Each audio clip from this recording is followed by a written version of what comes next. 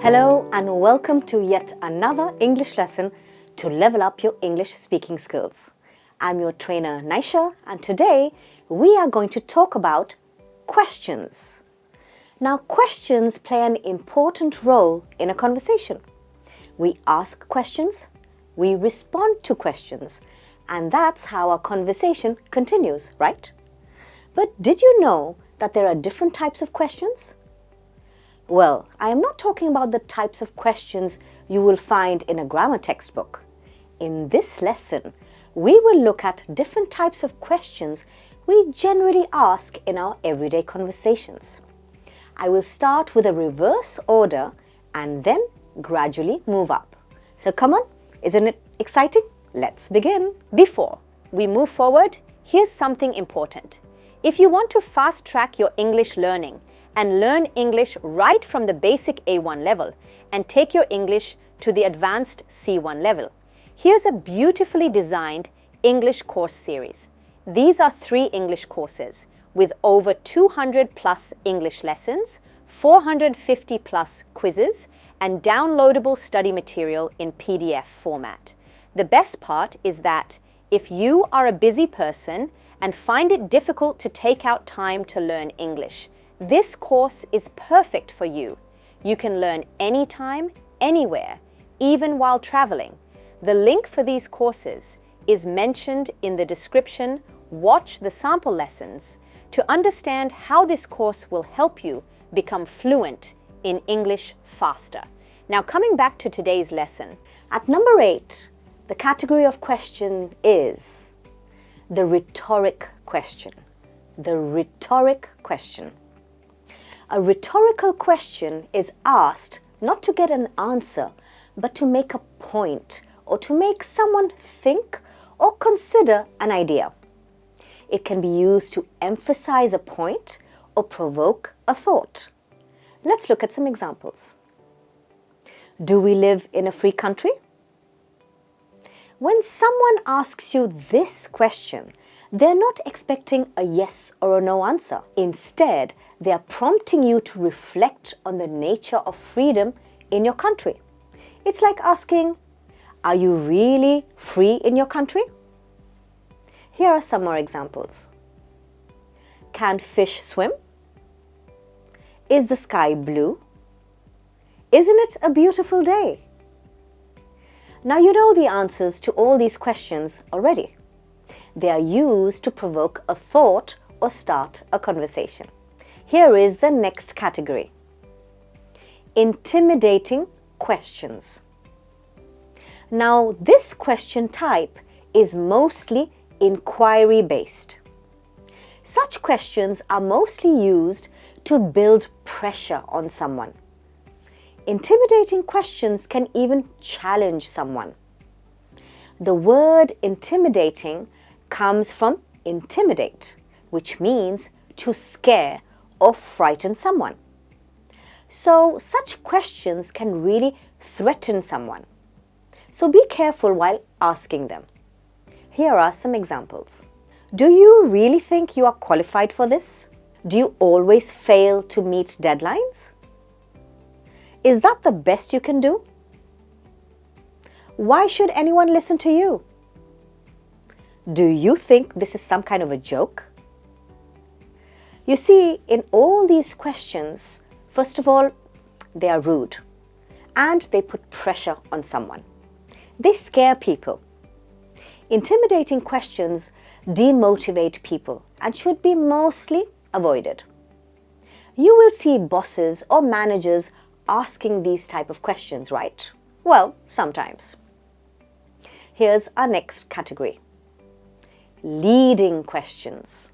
Have you heard the phrase to put words in someone's mouth? That's exactly what it means. It means to ask a question in such a way that the person answers in your desired manner. These questions are mainly used to get a specific response or to seek confirmation about something. Here are some examples. Don't you think our team is the best? You agree that this policy is effective, right? Wouldn't you say that was a poor decision? Isn't it obvious that he's lying? Well, if you see, in each of these questions, the asker is seeking confirmation or expecting an answer to what they want to listen to, because the answers to these questions are hidden in the question itself. Moving on to the next type of questions, which are hypothetical questions. Hypothetical questions. Now, the word hypothetical means something imaginary. These questions are generally inquiry-based questions. It's like imagining a situation that does not exist. They are also called ifs and buts questions. It's like asking someone, what will they do if some situation arises? They are mostly used to evaluate critical thinking, opinions, or to explore feelings. Here are some examples. What would you do if you were the president for a day? I am sure we have all come across this question in our school days. If you could time travel, where would you go? If you could have any superpower, what would it be? What if you found a suitcase full of money on the street? If you notice, each of these questions makes you think. Job interviewers use hypothetical questions to test candidates' critical or logical thinking. These types of questions are also good for practicing English. Can you answer any of these questions in the comments below? Write at least 75 to 100 words. It will give you a good practice. Now, the next category is loaded questions. Loaded questions are questions that put the person in a difficult position to answer. These questions are quite challenging as they put someone right into the spot, making it awkward to answer. They are also used to make someone admit to their wrongdoings. Here are some examples. Have you stopped lying to your partner? Now this means the person had previously lied to their partner. Why do you always cause problems in the team? This suggests that the person is always a source of problems, which may not be true. Why are you so bad at following instructions? Assuming that the person doesn't care about orders or instructions. Don't you think such questions are a bit difficult to answer? Yep, they are. Our next category is Convergent Questions. Now, these questions are simple questions and have a single correct answer. The answer to these questions is based on true facts. They are called convergent because they converge on a specific point or truth. These questions are common in academics. Here are some examples. What is the chemical formula of water? The answer is H2O. It's a proven fact, right? In which year did World War II end? The answer is 1945. What is the capital of India? It's New Delhi. Well, we're not doing a general knowledge round, but it's just to give you an idea of the type of questions in this category. Now, the opposite of convergent questions are divergent questions. As the name suggests, these questions can have multiple answers. These questions invite creative and thoughtful responses. They help a person to think creatively and come up with different possibilities and options. These type of questions are mostly used in discussions and product meetings to address different viewpoints. Here are some examples. How might we improve public transportation in our city? Now, this question opens up a wide range of possible suggestions and solutions, don't you think? In what ways can AI impact jobs in the next decade? Now, this question allows for multiple predictions and ideas based on trends and facts. What are the different ways to resolve conflicts in a team? This question seeks for a variety of strategies and approaches to a common workplace problem.